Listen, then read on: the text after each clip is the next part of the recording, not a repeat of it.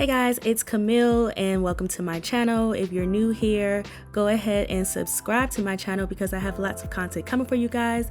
And today I will be doing a Bantu knots tutorial, which will really just be me doing Bantu knots on camera. You can defer whatever information you see fit to, enhance your Bantu knots regimen. So anyway, we're gonna start with splitting my hair in half. I always start in the back, usually on the right. So yeah, it's just portioned out for my first Bantu knot. And you're gonna need a blow dryer to straighten or stretch your hair. But before that, we're gonna start with lightly wetting the hair. This is my aloe vera juice mix and I have an updated recipe for that and I'm gonna give it to you guys. And also gonna need shea butter. I use creamy shea butter from the beauty supply store. So we're gonna start off by dampening our hair, and this has a lot of nutrients. Actually, I do end up going in with water as well, just plain water. But then we're gonna also follow that up with just shea butter, no leave-ins or anything like that. I'm just going in with straight shea butter.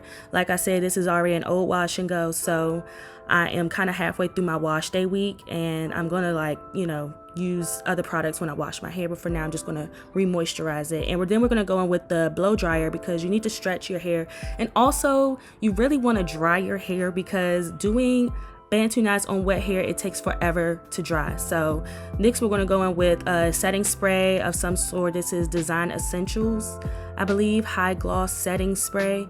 And we're just going to lightly coat the section in that product just so that it has some type of hold when we take the style out. So I'm just going to rake that through my hair. My hair is a little bushy and it's a little tangled from just being out, so I'm kind of being gentle with it, and I'll show you that later. But then we're going to just start wrapping at the root, and then we're just going to wrap under the initial wrap that you do, if that makes sense, but you'll see what I mean. So you're just going to twist it around your finger, wrap it around under the previous wrap that you did, twist again, wrap under until you reach the end of your hair, and you tuck that in at the base of the Bantu knot.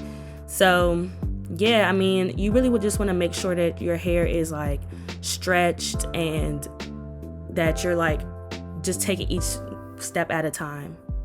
Okay, and I am moving on to the next section. Like I said, I did end up start going in with just plain water just to dampen it. This aloe vera juice mix is infused with herbs, and they tend to be strengthening but also tend to be drying. So you also want to make sure you just go in with water so that you're not overdoing it and just dampening your hair, because the purpose is to just dampen your hair in order to apply the moisturizing products and to stretch your hair without breaking it off. So I go in with this blow dry, and actually it's better to just not use it without the piece, on the end, because it kind of obstructed some of the air that was flowing through it. So like I said, I'm gently detangling, and then I'm gonna coat my hair in that setting spray and continue to create the Bantu knot.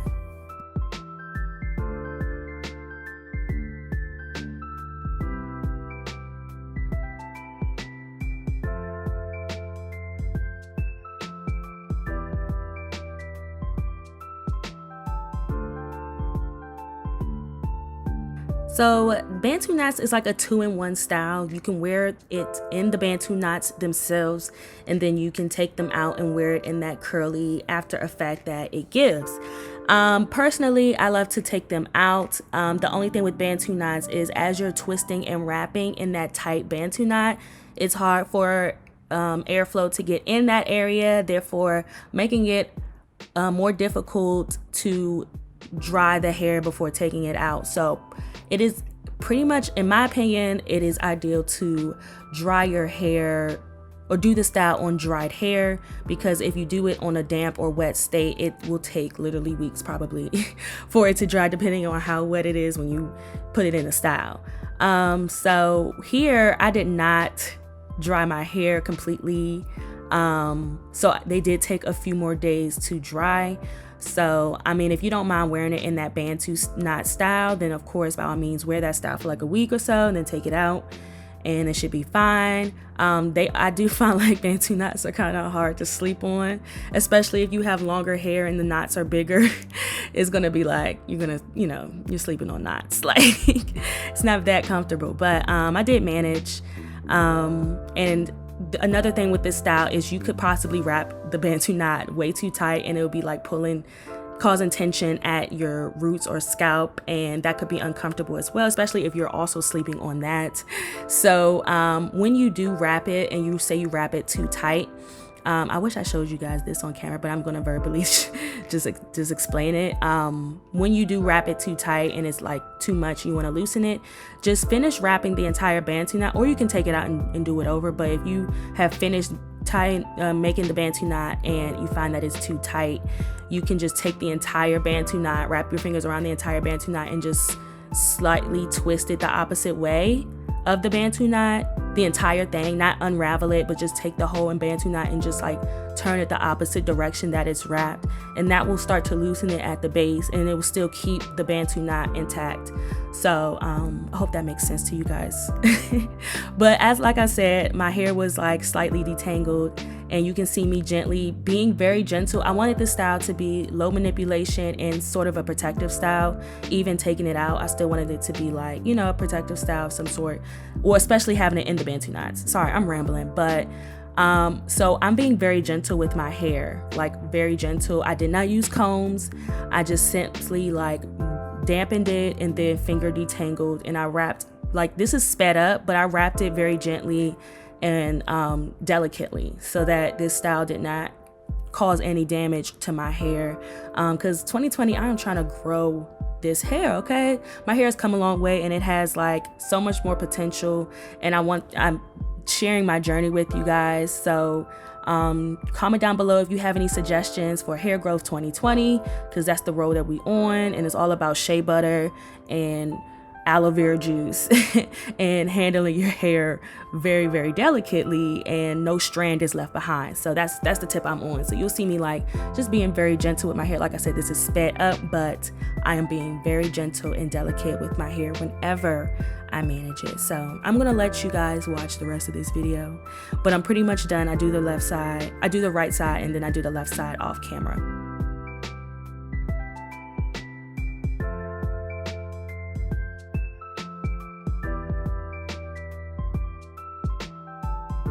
And here I just wanted to show you guys up close on the last one I'm doing on camera how I specifically do this Bantu knot. This section isn't all the way dry. You want to make sure it's pretty much dry when you wrap it, but nonetheless, I'm wrapping, I wrap it around the direction that I twist once, and then from then on I'm going to wrap under that initial twist in the Bantu knot. So I'm wrapping under that knot that I make when I wrap it the first time. I twist, and then I wrap under that previous wrap until you get to the ends. And just, yeah, my ends were not stretched. So you gotta make sure that they're pulled taut, or they're gonna, you know, kind of just be scrunched up and not really turn out looking smooth. So my ends were a little dry and just kept shrinking up, so I used some shea butter to stretch it and moisturize them so that I can wrap them appropriately under the Bantu knot, and then I tuck the end under the Bantu knot, and there it is. There it is. And as you can see, I didn't use any rubber bands or bobby pins to fasten or seal in this style, so I'm kind of just tucking the ends under the Bantu knot. They may unravel, but in that case, just tuck them even better the next time. I just didn't want to use any tools because, like I said, it's low manipulation. So this is the complete look of the Bantu knots in their Bantu knot style. I slept on this for 2 days and then I took them out. Sorry, the parts aren't straight. I did not want to use any combs, and I did not care about straight parts because this wasn't the final look for me anyway. So these are the Bantu knots in their complete style. Day 2, this is me taking them out. They are dry. That is what a dry Bantu knot looks like. And the back always comes out popping, so I'm not even surprised. But then I go ahead and start taking them out, and I twist it more than you probably need to for a Bantu knot. So like they're like twisted in like a lock form, but I unravel the twisted part as I pull them apart. That was like a perfect one. I was really proud of that one. Look at that shine. That is moisture. That is moisture sealage with that water, aloe vera juice, and shea butter. And that's all I cared about, really. This style, I knew it was going to turn out well because the hair was completely dry when I took it out and my hair was moisturized. So however my hair fell after that is however it fell. But I was very content in how this style turned out. And I plan on doing it again. But yeah.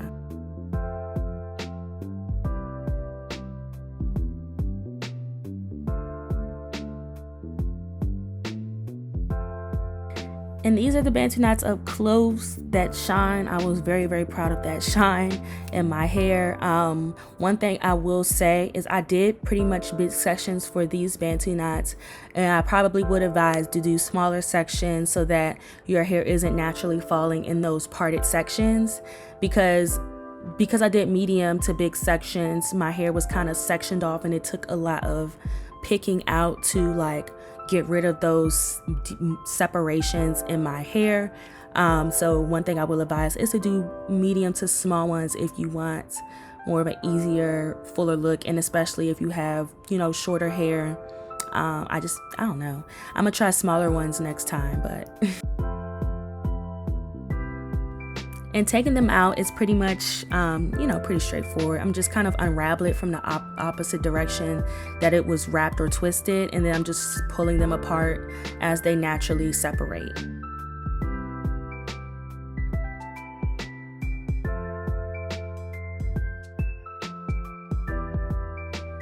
And this is how they looked when I took them all out and initially separated them. I had a lot more plucking and separating to do, but I really liked how the curls turned out. They had pretty good hold, and they were dry completely, so the Bantu knot style just came out pretty good. Only thing I would say is I twisted them a little bit too much, so it was more wrapped than spiraled, if that makes sense. So probably next time I'll wrap more as opposed to twisting the hair more.